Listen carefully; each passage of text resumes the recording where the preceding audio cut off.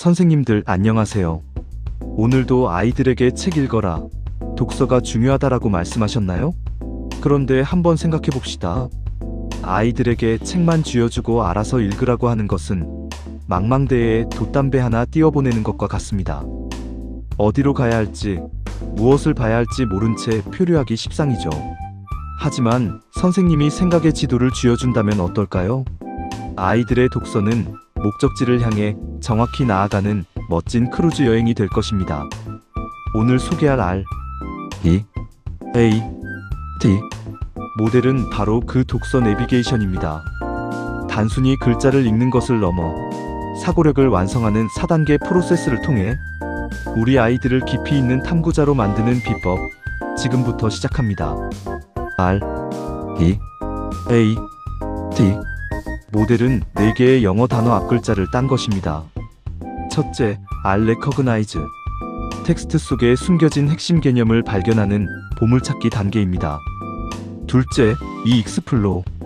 질문을 통해 개념과 개념을 연결하는 다리놓기 단계입니다. 셋째, A Apply. 배운 내용을 내 삶에 비추어 보는 거울 보기 단계입니다. 넷째, D Develop. 나만의 생각과 가치를 완성하는 찝찍기 단계입니다. 이 4단계 사이클을 거치면 어떤 책을 읽더라도 아이들의 머릿속에는 단단한 사고의 구조물이 세워집니다.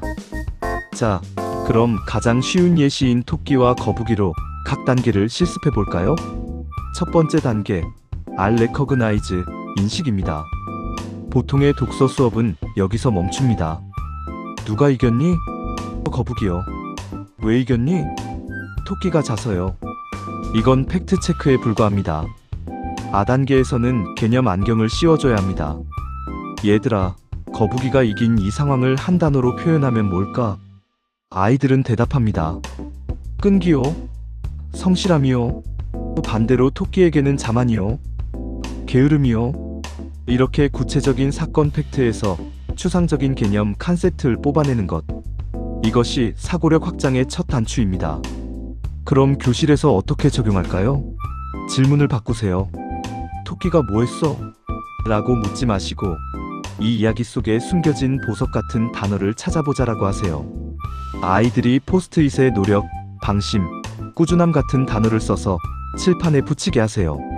칠판 가득 붙은 그 단어들이 바로 우리 수업의 재료가 됩니다. 아이들은 이 과정에서 책은 그냥 읽는 게 아니라 그 속에 숨은 뜻을 찾는 거구나 라고 인식하게 됩니다. 개념을 찾았다면 이제 깊게 파고들어야죠. 두 번째, 이 익스플로 탐구 단계입니다.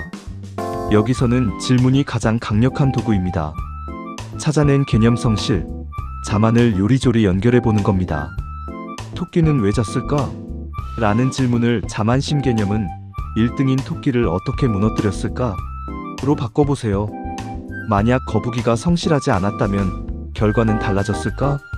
이런 탐구 질문을 통해 아이들은 책 속 상황을 넘어 성실과 자만이라는 개념의 속성을 깊이 있게 이해하게 됩니다. 탐구 단계의 꿀팁은 가정법 if를 사용하는 것입니다. 만약 거북이가 자고 있는 토끼를 보고 깨워줬다면 어땠을까? 이 질문 하나면 교실은 난리가 납니다. 깨워줘야죠. 친구잖아요. 우정배려. 아니죠. 시합이니까 그냥 가야죠. 경쟁 공정. 아이들은 정답 없는 질문 앞에서 치열하게 고민합니다. 이 과정에서 비판적 사고력이 폭발적으로 성장합니다. 선생님은 정답을 주는 사람이 아니라 더 깊은 질문을 던지는 촉진자 퍼실러테이터가 되어주세요. 세 번째, 가장 중요한 A 어플라이, 적용 단계입니다. 교육학에서는 이를 전이 트랜스퍼라고 합니다. 책에서 배운 지식이 머릿속에만 머물면 죽은 지식입니다.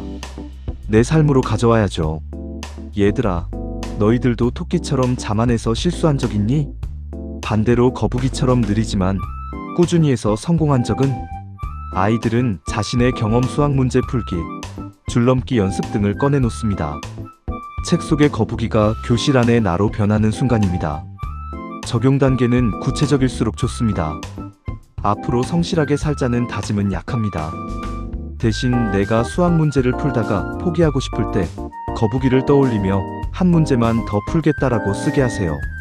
책에서 얻은 개념 성씨를 나의 구체적인 행동 지침으로 만드는 것.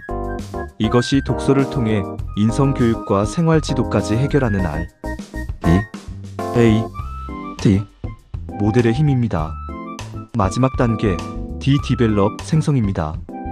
이제 I는 남이 쓴 글을 읽는 소비자에서 자신의 생각을 쓰는 생산자가 됩니다. 이 이야기의 결말을 바꿔볼까? 경쟁보다 함께가 중요하다면 둘이 손잡고 들어오는 결말은 어때? 또는 나의 성실 선언문을 써보게 하세요. 자신만의 철학을 담아 새로운 결과물을 만들어낼 때 아이는 비로소 생각의 주인으로 우뚝 서게 됩니다. 정리해보겠습니다. 아은 보물찾기, 이는 다리 놓기, 어는 거울 보기, D는 찝찝기입니다. 이 4단계의 프레임워크만 있다면 선생님은 어떤 텍스트를 만나도 두렵지 않습니다. 읽어라라고 지시하는 대신 여기서 중요한 개념은 뭘까? 라고 내비게이션을 켜주세요. 그 질문 하나가 우리 아이들을 깊이 있는 배움의 세계로 안내할 것입니다. 지금 바로 선생님의 교실에서 R, E, A, D를 시작해보세요. 감사합니다.